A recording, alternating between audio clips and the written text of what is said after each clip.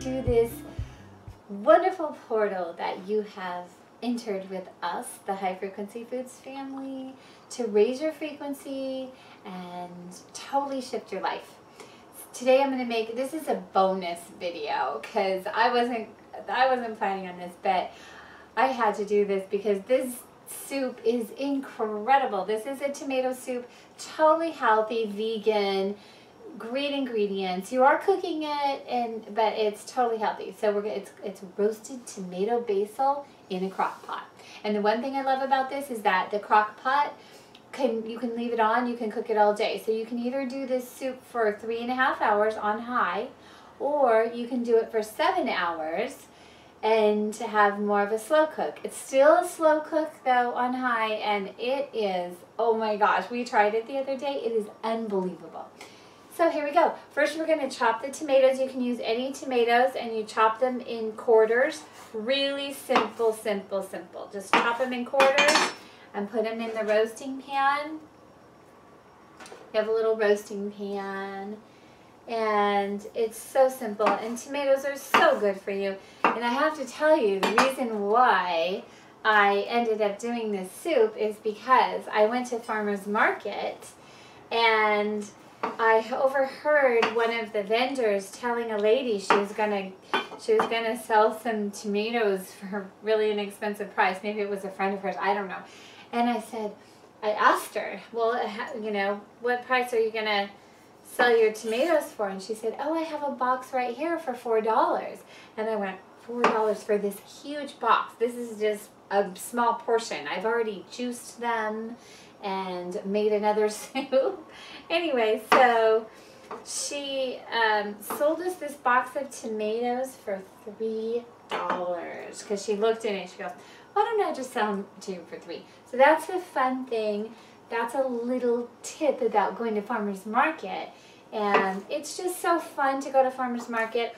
All of the veggies are, you have to ask them to make sure they're organic. But they're always fresh, and you get to meet the farmers, and it's so special. So you know who's growing your food. You get to see them up close, and it's just so special. And it's of course great to buy locally and support your local farmers.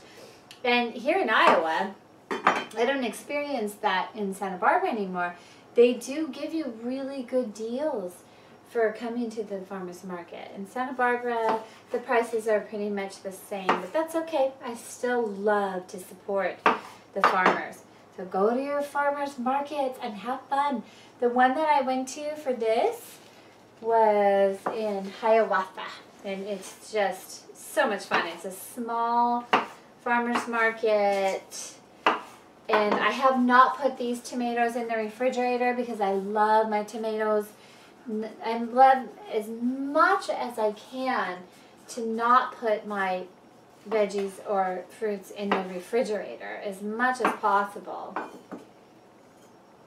So this is 2 pounds of tomatoes, and we put them all in this roasting pan, and then we're gonna pour in this is olive oil and balsamic. Oh, and I wanted to show you the balsamic. I use this gorgeous fig balsamic vinegar, so you can really have fun with your oils and your vinegars. This is a really fun vinegar, so I put that in there. And then it calls for a 1/4 teaspoon of pepper, but I have this pepper grinder, so I'm going to grind it in. Actually, I'll probably just grind it over the tomatoes. So we'll pour this all over the tomatoes, all just evenly over the tomatoes. And then we're going to pour some black pepper. It's already looking good to me. And then we'll take the tomatoes after we put the black pepper on them. 1/4 teaspoon, or if you have a grinder, just grind it all over your tomatoes and put them in the oven. The oven's preheated to 450, and you just put them right in for 20 minutes. So you put them in for 20 minutes, and that's it for the first part. Now we're going to, I cut up all the carrots and celery, and you just chop them. It's very simple. Just put them in strips and just chop them up. Really easy to do. I wanted to show you, though, how to do the onion. I have this special tip on onions, which I haven't found anywhere. I actually learned this from a girl that I was in the community with that's a totally amazing woman. Her name's Letha. And she taught me how to do onions. I'm not waving the knife around. I'm just trying to adjust my bracelet. Okay, so it's a way to do onions so that you don't cry. So let's hope. And it works most of the time, which like 90% of the time. So let's try and do this today. So what you want to do is you're going to cut the ends of the onions off, and you put everything, all the peels and everything, into a bucket of water. I have a bowl of water. I have a bowl of water here. If you're doing more than one onion, you're going to have a bigger bowl of water. Big bowl of water, and you always rinse your fingers at the same time every time you cut anything. It's worth it to do this because you don't want to be crying all the time. So I take all the peels, peel them all off, put them all in this water. Keep it away from your face. And don't breathe if you can help it. But the water really helps. So you take all the peels and you put them in the water. And then once you get all the peels in the water, then you're going to want to cut the onion up in quarters, and you're going to want to put that in the water as well, along with the peels. Put it all in there, and get your fingers in there too, and you might want to go rinse your fingers.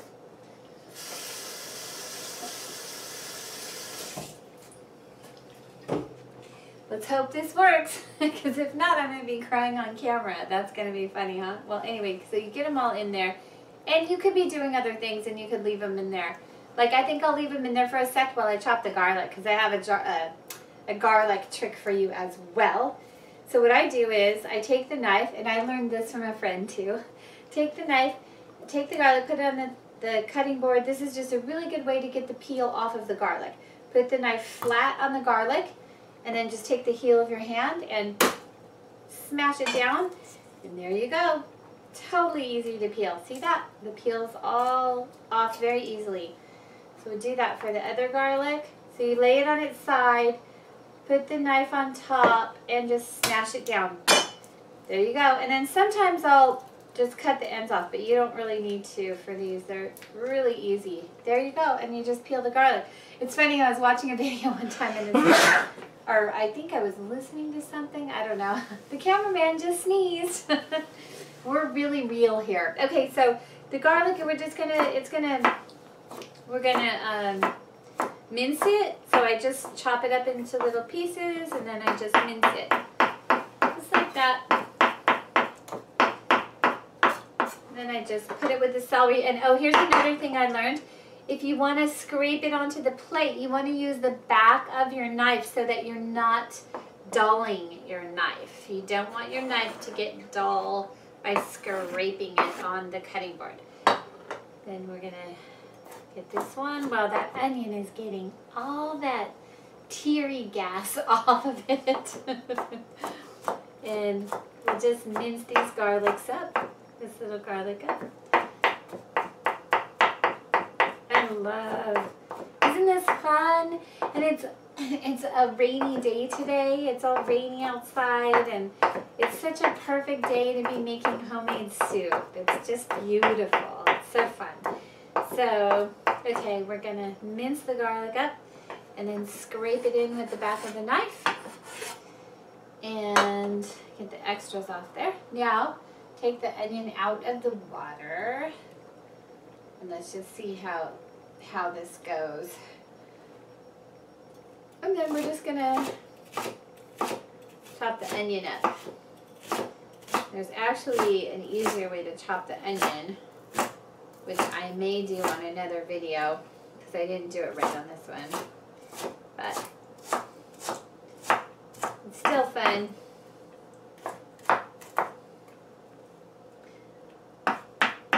So far, so good.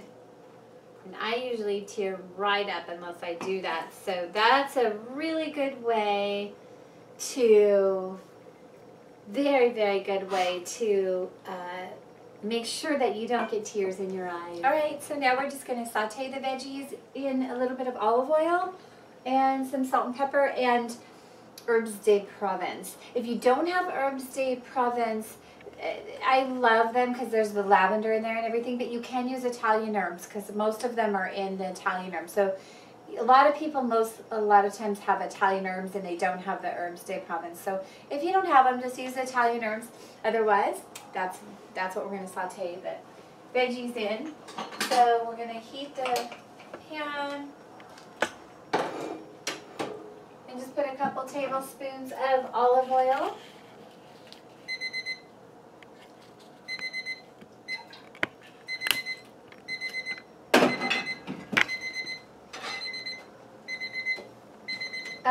And that timer is actually for the tomatoes.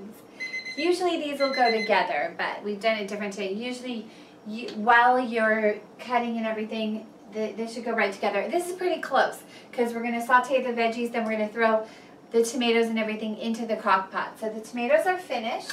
So that's good timing, I guess. So I'll go ahead and take the tomatoes out of the oven. Ooh. And then we're just going to throw them into the crock pot. And so I guess I'm going to, let's see, get my wooden spoon here. Just kind of toss them in. This is such an easy recipe. And what I love is because it's the crock pot, you get to leave it all day and it slow cooks. I just love that. So we toss those into the crock pot and then we're going to saute these veggies, and I've got a little bit of salt and again the herbes de Provence in here and some olive oil, and there's another, again, a quarter teaspoon of pepper. So I'm just going to put some pepper in here. I can tell about how much a quarter teaspoon is. So I'm just going to put, because I like the ground black pepper. You can use any kind. Salt, always, always high frequency, either Himalayan salt or my favorite, which is the Hawaiian Alea salt. And I'll show you that later, but that's always, always a high frequency salt. Here's the Hawaiian Alea salt. So this is from Hawaii and it's the red clay and it's just so good for you. It's actually good for you. Our body needs the minerals with the salt, so I always use that. And then we'll saute these veggies just for about 10 minutes. We'll saute these. So I always use a timer so I don't have to think about it. If you're I'm very intuitive as well, but I just like to be sure, just in case there's a lot going on. So I'm going to set the timer and saute the veggies for about 10 minutes. So we're just sauteing the veggies. And then when we're finished, we'll throw them in the crock pot with the tomatoes. Want to see the tomatoes in the crock pot? I'm going to put them on high because we're going to do it in 3.5 hours. Okay, the veggies are done. So what we do is we just take the veggies and we throw them into the crock pot along with the roasted tomatoes. This soup is going to be so good. Well, of course I've had it before. It's delicious. So we just throw all those veggies in there. And then we're going to throw in some veggie broth. And I have this really special, it's a half a cup of veggie broth. And I have this really special veggie broth that I use. It's called Rapunzel vegetable broth, and I found this because I was looking for a veggie broth that was actually healthy. Most of them have so many terrible ingredients in them, toxic, not good for you ingredients. And I I had a friend that was always cooking soups, and she was using these, she would make the soups with all these great ingredients, organic, farm fresh, yummy ingredients, and she'd use these horrible vegetable broths with sugar and high fructose corn syrup in them and everything, and I was like, the two don't mix for me. So I found this. I got it on Amazon, and it's that you have to buy 6 at a time. But, you know, just tell your friends about it and sell them. I've already sold 2 of them, so. Anyway, so it's called Rapunzel, and it's vegetable broth, and it's got, you know, everything's organic, and it's made with sea salt, so I highly recommend this one. So we put that there, and then we're going to, I have a little basil tree. I love anything that's growing. And so anytime I can get anything that's growing, I'll do that. I used to have, I used to live on a ranch, and I had vegetables right outside my door. I had fresh parsley and, you know, beautiful little cherry tomatoes and everything right outside my door. So I got used to this, just pulling things off the bushes and the ground and all of that to eat, and it's a different way of eating when it's fresh like that, just straight from the vine. So I'm gonna get some of these basil leaves, and I'm not gonna wash them because they've been in the house and they're growing and they're wonderful. So we're gonna leave them like this, and I do about a half a cup. And you can do it any way you want if you want to wash them. But I washed them when I first, and I've been watering it and when I first got it, so I don't feel like I want to. So we're gonna do a half a cup, and I just layer them, and then I roll it into like almost like a little pea pod, and then I just slice them. And this is also, it's actually called chiffon, and so I slice it up. And we're going to do a half a cup. So we'll probably use this whole plant, which I've already used a lot of it. So, and it's been growing and just waiting for me to use it again. I love that. So it's a living basil plant. And you can get these all over the place now because stores sell them because people want them. So just layer them all together, and then roll them up like in your younger days you were rolling a joint. No, I'm just kidding.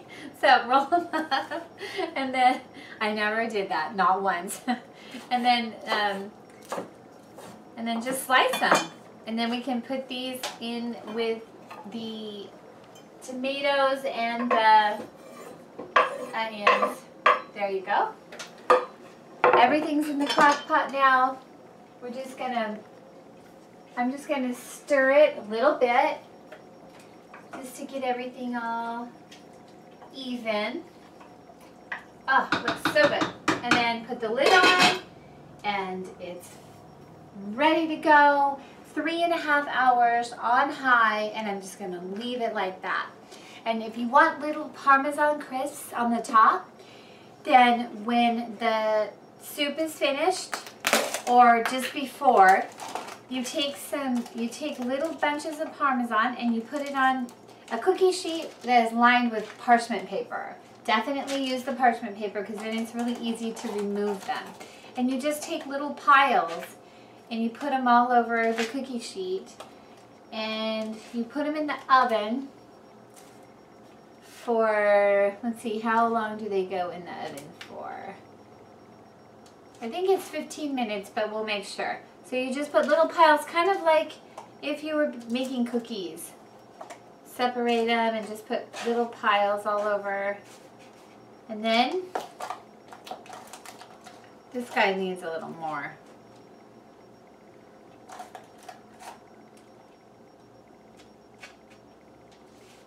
And you just put them right in the oven. And I go, well, actually, yeah, you might want to do it 10 to 15 minutes before before your soup is ready. Welcome back. The soup is done. Oh my gosh, the aroma from the crock pot. You guys are gonna love this. This is like, we just walked into the house. We were gone all day and we just walked in and our tummies just started turning, and I mean, it's amazing. You're gonna love it. It smells so good. I haven't done a lot of crock pot cooking, in case you haven't noticed. I'm so excited about this because it's just such a nice way to cook things really slow, and it, you know, fills your house with this beautiful aroma. So, okay, I'm gonna grab this soup. And we just take the tomato, the mixture and everything that's been cooking in the crock pot, and we just throw it into the Vitamix. Super easy to do. Just put it right in your Vitamix.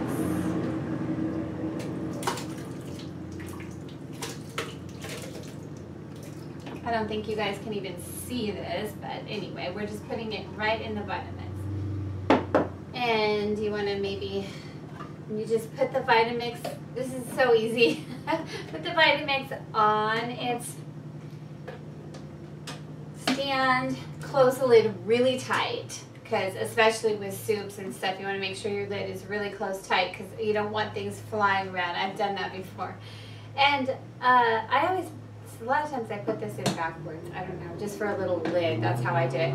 And we're going to put it on variable and low speed to start, just like we always do. And then gradually increase the speed. And I'm not going to be able to talk in a minute because I'm going to put it on high, okay? Actually, I never did put it on high because we like our soup a little chunky. If you like it chunky, go ahead and just, you know, put it on a low variable for just a little bit. You'll get used to it, and then you'll find the exact right, perfect soup for you. Okay, so we're going to take this, I'm going to move this out of the way real quick. And when you do it in the Vitamix, of course, you can also do it, your recipe will show you. You can also do it with an immersion blender, and that's one of those blenders that you just put in the crock pot and you stir it around and you go ahead and blend it that way. I love the Vitamix. I use it for everything. So a lot of people love the immersion blender. They're both great. And if you have a Ninja, same thing. You can do it in your Ninja. It's really fun. You don't have to ladle it. You can just pour it into your soup bowls when you use the Vitamix. Oh, that looks so good. Oh my gosh, it's amazing, you guys. I get so excited over food. This looks so incredible. There's some left for later, or maybe not. We'll see. And the Parmesan crisps are finished, so we're going to bring those over. And I'm just going to take them off for you so you can see how to do it. You want to use your glove because your pan's probably hot, and just take them off. They're so easy. And then, of course, just place them as pretty as you can on top of the soup. And we like to have 2 of them, so we're going to put 2. You might want to use 1. There we go. And then I just put a little bit of basil. My basil plant is pretty picked over. It's because you use a ½ cup for the soup. So it's little guys. But I like to, when I'm doing this soup, I like to get one that's like a little flower, so I get a couple of them and put it right in the middle, and it looks really pretty. So I'm going to grab this one and then put it right in the middle. That's how I like to do it, but that's the fun of it. Dress it up however you want. And voila, they are finished. Thank you so much for your courage and for being here with me. I'm Kira Slade, and this is High Frequency Foods. Woo!